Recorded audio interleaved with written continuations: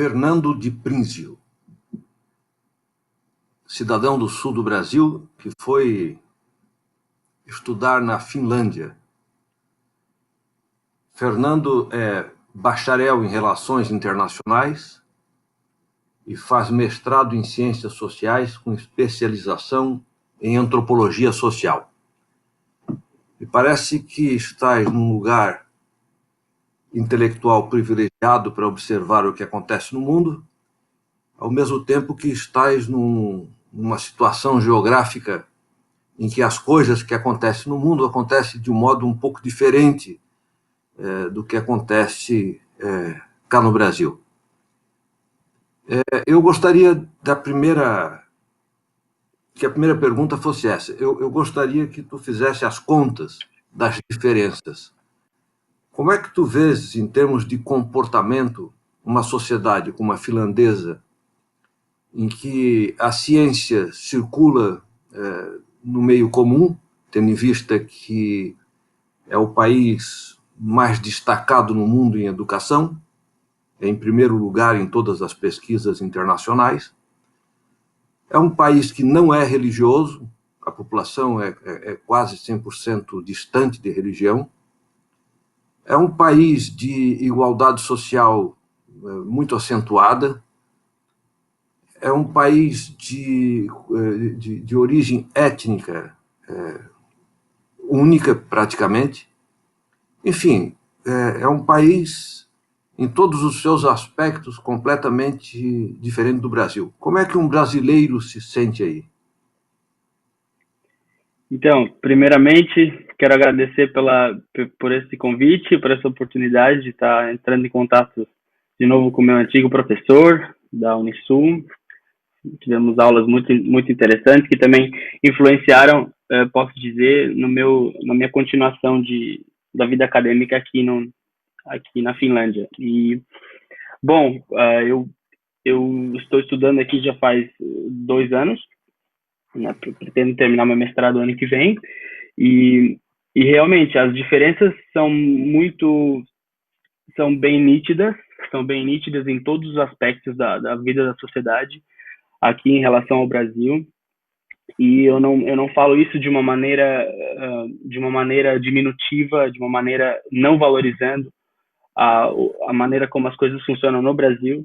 A gente tem que levar em consideração as diferenças culturais e tudo que fez com que a Finlândia e o Brasil chegassem onde estão hoje. Mas de uma maneira geral, eu posso dizer que as coisas aqui realmente funcionam extraordinariamente bem em comparação com o Brasil. E o comportamento aqui com relação ao conhecimento científico, ele é muito palpável, a relação que a sociedade finlandesa tem com a ciência, com o conhecimento acadêmico, ela realmente é a base para tudo. E eu não vou dizer que é um país 100%, vamos dizer assim, secular. Temos aqui uma minoria religiosa muito grande, isso aí é meio... não existe isso, mas enfim, existe uma comunidade religiosa aqui, mas não tão expressivamente no meio da política, assim, mas realmente isso é em todo lugar. Mas de uma maneira geral podemos dizer sim que a ciência e as pesquisas acadêmicas e tudo serve como base para a legislação, serve como base para quase todos os ramos da sociedade aqui, e quase sem nenhum, vamos dizer assim, sem rebater com nenhum tipo de... Não tem nada que possa vir contra, assim. Sim. Enfim, é muito... A finlandesa não recusa a ciência, não polemiza negativamente, não recusa as suas informações, os seus saberes. Uma questão que eu queria que tu nos informasse. Como a Finlândia recepcionou o coronavírus? Como é que foi como é que a sociedade comportou-se quando se soube que o vírus estava por todo mundo? como o governo administrou, como a sociedade reagiu. Aqui no Brasil há uma divisão clara entre, ainda há uma parte significativa da população, eu vou usar uma expressão parecida com a tua, quer dizer, é uma minoria, mas é uma minoria grande, né? que não acredita no coronavírus, que não acredita na mortalidade do coronavírus, na letalidade, né? E não acredita que não se tem a certeza de remédio, etc. Então, nós temos uma minoria ativa aqui complicada, né? Que faz com que os próprios governantes tenham que ficar mais explicando e convencendo as pessoas daquilo que é básico e muitas vezes fugindo da administração política, científica, médica do assunto. Nós já perdemos 2 ministros da saúde que se recusam a fazer o que o presidente quer e vão embora, né? Então, a nossa situação com relação ao coronavírus, ela é atribulada, ela é um pouco complicada. Como é que é isto na Finlândia? Essa questão do coronavírus, vamos dizer assim, que ela não pode ser explicada simplesmente em nenhum outro lugar, em nenhum lugar do mundo, porque realmente é um fenômeno que veio, vamos dizer, praticamente do nada, e realmente impactou todos os cantos desse planeta de uma maneira que nós não vimos aqui na Finlândia. Por exemplo, esse estado de sítio que se chama, não é estado de sítio, o que foi declarado no país quando realmente a Organização Mundial da Saúde veio a público dizer que o caso seria uma pandemia, não uma epidemia mais, né? Esse estado que foi decretado, eu não sei como é que se fala em português, isso não acontecia desde a Segunda Guerra Mundial. Então, realmente foi um impacto assim muito grande que essa geração nem a geração passada não via. Então, realmente aqui também foi um impacto muito grande. Mas a Finlândia, eu acredito que no começo, lá por março, eu estava ainda fazendo intercâmbio na Rússia e eu voltei para cá na primeira semana de março, uma semana antes da Rússia fechar a fronteira. Então eu quase fiquei preso lá, mas a Finlândia teve uma reação muito rápida em relação contra as consequências da epidemia, da pandemia, né? E logo, eu acredito que isso gerou muitos frutos. Nós vemos hoje, inclusive amanhã, aqui é domingo, aqui é, bom, aí também, né? Mas aqui já é quase meia-noite. Mas então, a partir de amanhã, um dia histórico, o país está reabrindo. Amanhã, restaurantes vão poder abrir suas portas e as pessoas vão poder se reunir, até reuniões com alguns limites, no máximo de 50 pessoas por lugar. Então, o país está vibrando agora esse final de semana, porque segunda-feira não vamos voltar ao normal, porque eu acredito que não vai existir um normal em nenhum lugar do mundo depois dessa epidemia. Eu acredito que nós vamos todos os países desse planeta vão ter que se adaptar e vamos ter que viver de uma nova forma, vamos dizer assim. Então nós não vamos ser como antes, mas assim, vamos abrir com algumas ressalvas. O país está abrindo, mas enfim, pelo fato do país ter reagido sabiamente e muito rápido, seguindo as recomendações dos órgãos internacionais e seguindo os exemplos dos outros países, né? Claro, os governantes aqui foram muito sábios nesse sentido, e agora a gente está colhendo os frutos disso. Estamos podendo reabrir aos poucos. Fernando, tu fizeste uma afirmação de que nós não viveremos como vivíamos até agora, que haverá modificações no modo da sociedade humana se organizar, se viver. Tu acredita que o humano sairá mais educado disso, mais civilizado, porque eu tenho muita desconfiança disso. O século passado, nós passamos pela Primeira Guerra no começo do século, e as pessoas tinham certeza que era a última guerra, que tal foi a desgraça que aprenderíamos para sempre. Bom, em seguida veio a gripe espanhola, que dizimou uma quantidade impressionante de gente em inúmeros países. Depois tivemos a Segunda Guerra, que foi outro momento terrível. Pouca gente fala, mas durante a Segunda Guerra nós tivemos tifo, né, matando talvez tantos soldados quanto os tiros, né? Então, o século passado foi um século de desastres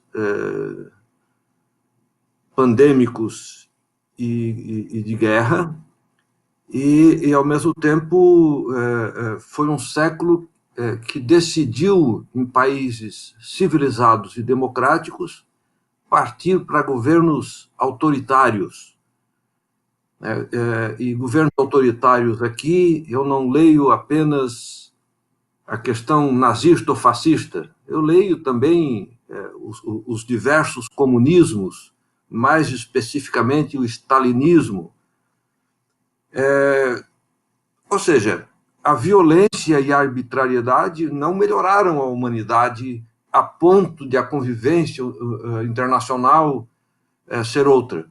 Tu acredita que nós teremos essas transformações a partir do que está acontecendo? Sim, primeiramente, voltando para o começo do que tu estava falando ali, a respeito das tragédias e das guerras, e, enfim, eu acredito que o ser humano, acredito não, isso foi provado, isso nós vimos na história, que o ser humano, ele foi feito, ele foi, bueno, ele passou por várias desastres naturais, guerras, tudo quanto é tipo de aflição, e ele se adaptou depois de cada crise dessa. Então, nós somos uma espécie sobrevivente, né? Assim como não existem mais umas espécies que não existiam há milhares, centenas de anos atrás, nós somos o resultado daquilo que hoje nós somos o resultado daquilo que de uma luta que houve lá atrás. Então, independente do que acontecer, independente do que está acontecendo agora, acredito que a raça humana vai se adaptar e vai, como ela sempre tem feito até o ponto de hoje, até agora. Então, eu acredito sim que isso toda essa crise que a gente está passando agora, ela vai surtir um efeito depois no que nós somos, do que nós vamos ser. Então, isso é o que veio em mente em relação a isso. Tem uma colocação que eu acho muito bonita, e que, como a nossa formação aqui, ela não é uma formação evolucionista, ela compreende pouco. Nós estudamos pouco essa ideia de que nós somos uma espécie sobrevivente que disputou espaço na Terra com outra, que disputou em situações de vida e morte e foi ganhando espaço. Inclusive, não falta quem observe que a partir de outras espécies que existem na Terra, se existe uma espécie que é virótica, é a nossa, né? Que se espalhou todo, que tomou todos os lugares, que se reproduziu de uma forma exponencial. Nós estamos perto de 8 bilhões de indivíduos. Quer dizer, nós somos a peste, de certa forma, né? A humanidade é a peste da célula Terra, né? Bem, ok. Agora, concordo com isso. A sociedade humana vai se adaptar, vai sobreviver, vai seguir adiante, vai continuar dominando o planeta. Mas como ficará isso institucionalmente? Por exemplo, a tua área inclui relações internacionais. Tu acha que os estados nacionais vão ficar mais fortes e mais fechados? Nós teremos mais força nas cidades? Ou nós vamos perceber que, como as questões são todas mundiais, nós vamos emprestar mais força para a ONU? Como é que tu vês que o mundo vai se... O mundo como instituição política, como administração pública da vida em comum, o que tu achas que vai acontecer? Então, uma coisa com relação a esse assunto, uma coisa que nós temos visto bastante, principalmente agora com essa pandemia do coronavírus, com questões de recomendação da OMS, quem segue, quem não segue, são verídicas, não são verídicas, seguem uma agenda política, não seguem. Né? Isso está acontecendo, o que está acontecendo muito no mundo de hoje, principalmente, é a descredenciamento, eu posso falar assim, das instituições internacionais. Né? Isso nós não víamos antes, assim, tão nitidamente, de governos falarem contra os Estados Unidos, agora cortou a verba da Organização Mundial da Saúde por N motivos, e sem falar do governo brasileiro, mas então isso é uma coisa que está acontecendo hoje, que pode afetar muito lá no futuro a questão da própria identidade do Estado Nacional, né? Enfim, porque as organizações internacionais elas têm um papel muito importante na formação na própria formação dos países, dos Estados-nações. Então, esse fato de tirar a credibilidade das organizações internacionais, né, da questão da perda delas, né, e a crítica em oposto da opinião delas, então isso eu acho que vai afetar muito. E eu não sinceramente, a minha opinião pessoal é que eu acredito que a própria identidade, a nossa identidade como nacional, eu nacional do Brasil, um nacional daqui da Finlândia, né? Isso, o próprio conceito de nacionalidade, ele vai ser remoldado, e eu espero que não seja para o mal, né? Mas enfim, mas eu acredito que a própria identidade da cidadania, isso com a questão global também, e com relação às instituições internacionais, isso afeta muito. Uma questão. Nós estamos num debate interno aqui no Brasil bastante acalorado, que foi um debate que teve importância no mundo até os anos 80 do século passado. Você faz quase meio século que isto é coisa vencida, que é a ideia de que o comunismo está rondando para fazer mal às criancinhas, e o outro lado acha que o fascismo está tomando conta e logo perderemos as liberdades democráticas. Eu não vejo situação política internacional, eu não vejo como a comunidade internacional acolheria um Brasil fascista ou um Brasil comunista. Tenho insistido que o comunismo já matou-se a si próprio, não funciona. E tenho insistido que o fascismo é uma víbora sempre perigosa, mas não vejo articulação internacional capaz de dar espaço para isso. Nas sociedades que tu vives, eu entendi que tu vives na Finlândia, viajas por outros países, fizeste estágio na Rússia. Estes assuntos de ameaças fascistas ou comunistas ainda habitam o imaginário da população que tu frequentas?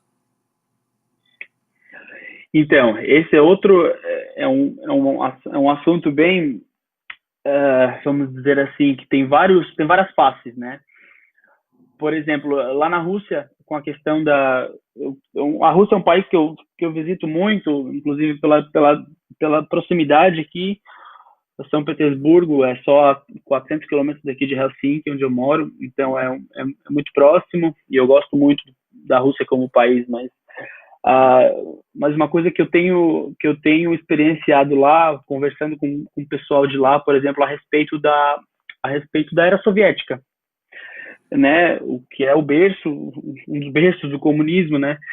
Então, até certo ponto, existe uma nostalgia, vamos dizer assim, pela época soviética, e o povo, geralmente as pessoas mais velhas, né, eles têm uma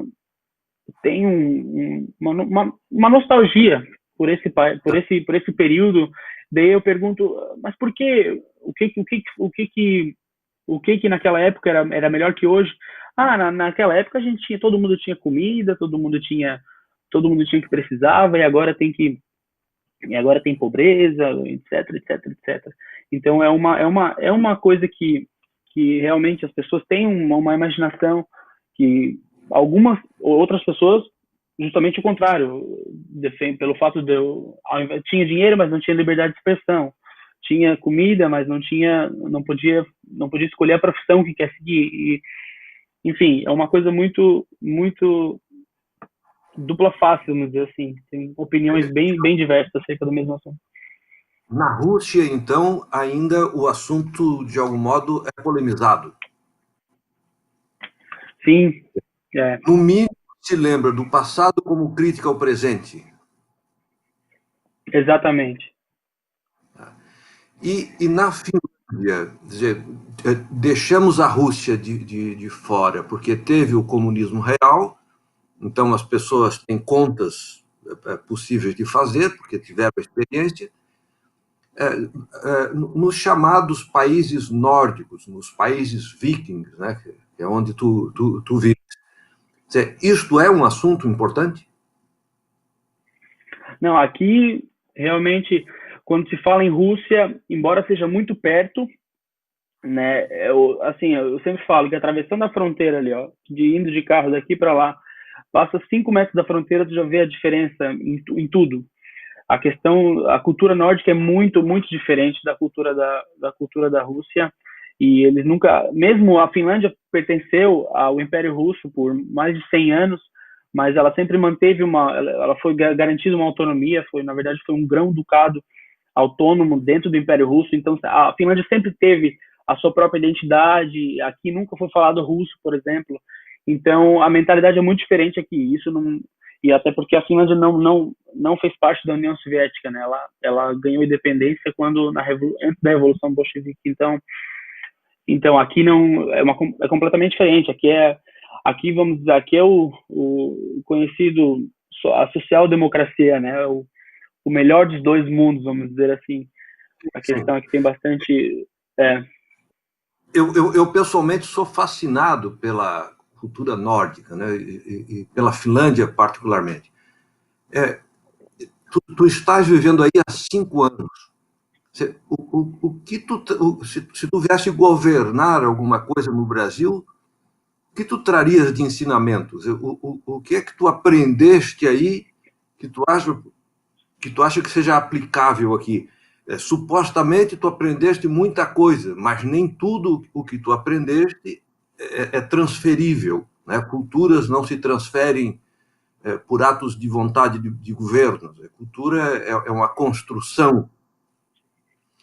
Agora, se tu fosse governar a tua cidade de Criciúma, Santa Catarina, Brasil, o que tu trarias de bom do que aprendeste na Finlândia? olha, ia faltar espaço na mala se eu fosse levar tudo que eu queria trazer daqui, questão de ideia e comportamentos ali para o Brasil, para Criciúma, enfim. Mas eu acho que aqui serve como exemplo em várias áreas da sociedade, como nós mencionamos no começo, né? que aqui é um exemplo em educação, é um exemplo em comportamento como sociedade, em criminalidade baixa, etc.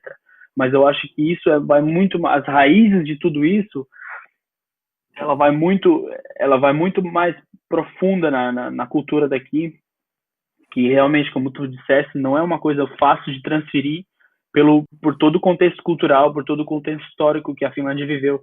Mas eu acredito que é um ponto um ponto básico muito forte que serve como base para as outras características boas da Finlândia. Eu acho que é a honestidade do povo. Aqui é é um país onde qualquer pessoa pode confiar numa autoridade, num policial. Aqui nós falamos que o policial finlandês não tem que ter medo do policial. Uma cultura assim de confiança, entendeu, entre as instituições do Estado e entre os próprios cidadãos também.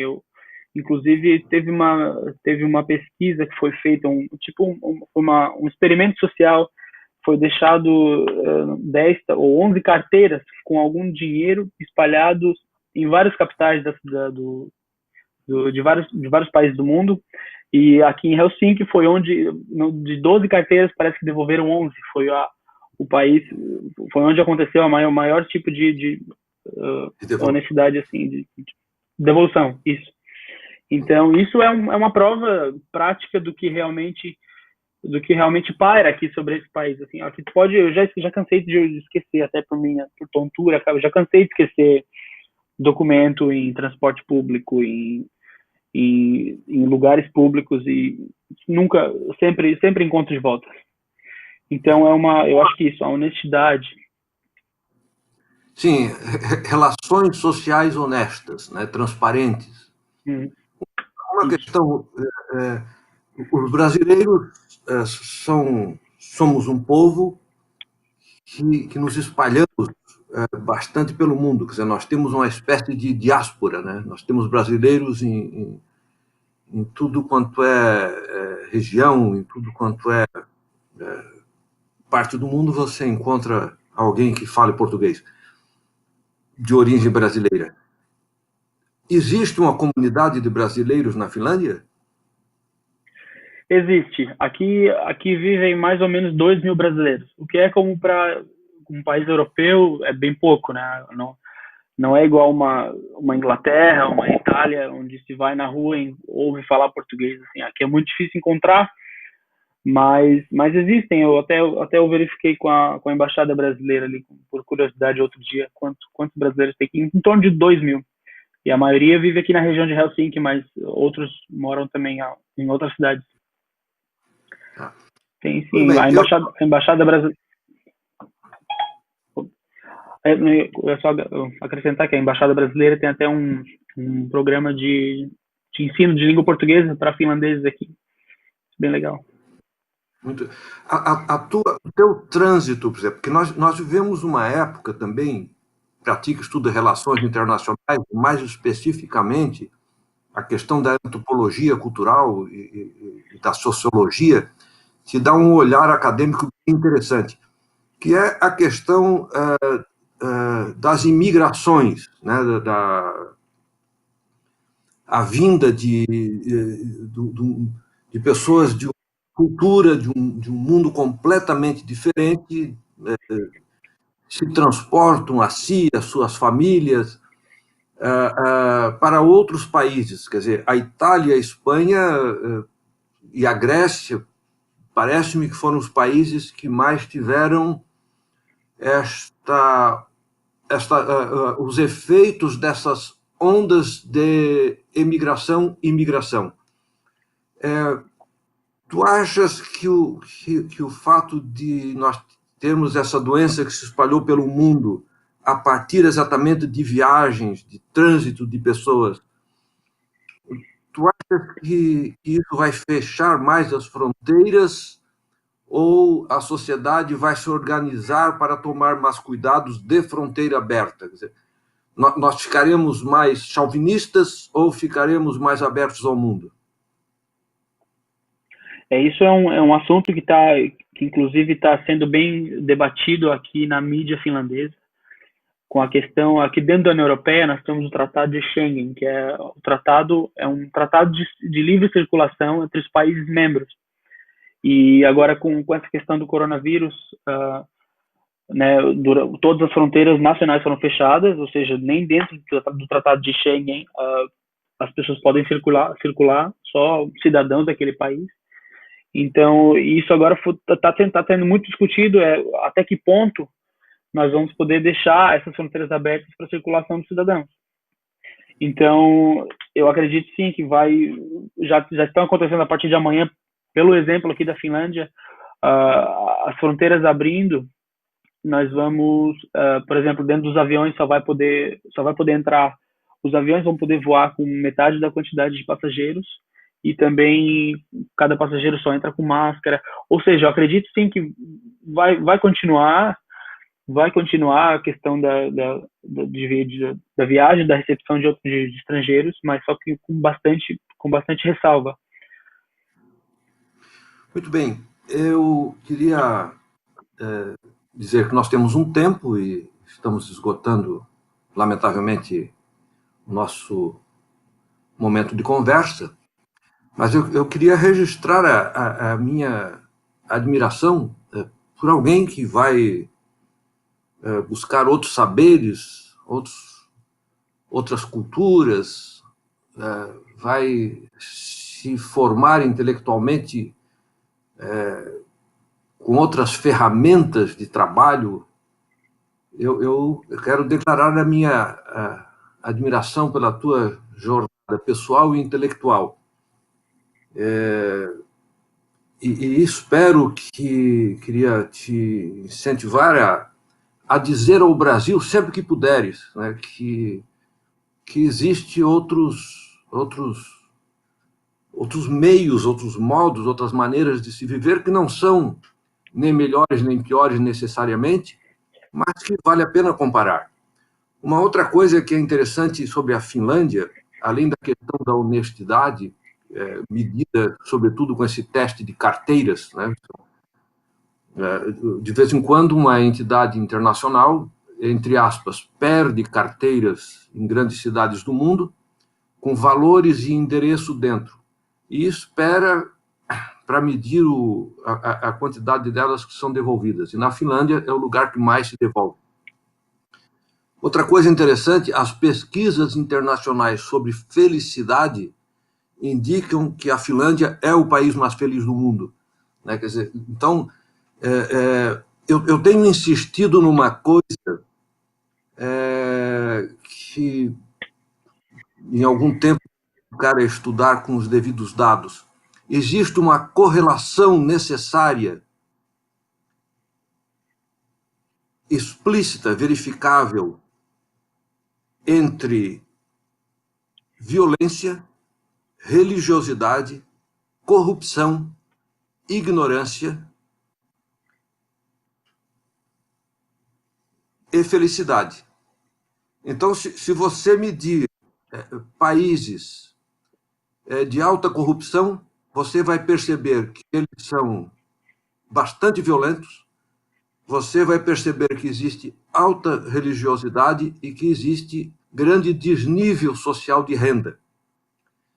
E quando você encontra países mais felizes, você vai encontrar honestidade, pouca religião e renda mais igual, e mais educação, que é exatamente aqui, se nós formos comparar a questão de Brasil e Finlândia, nós vamos identificar estas questões. Eu acho que a Finlândia é um país que... os países nórdicos, especificamente a Finlândia, é um país que o Brasil deveria buscar mais aproximações, deveríamos pensar mais sobre a cultura finlandesa e deveríamos nos dispor a aprender algumas coisas com os finlandeses.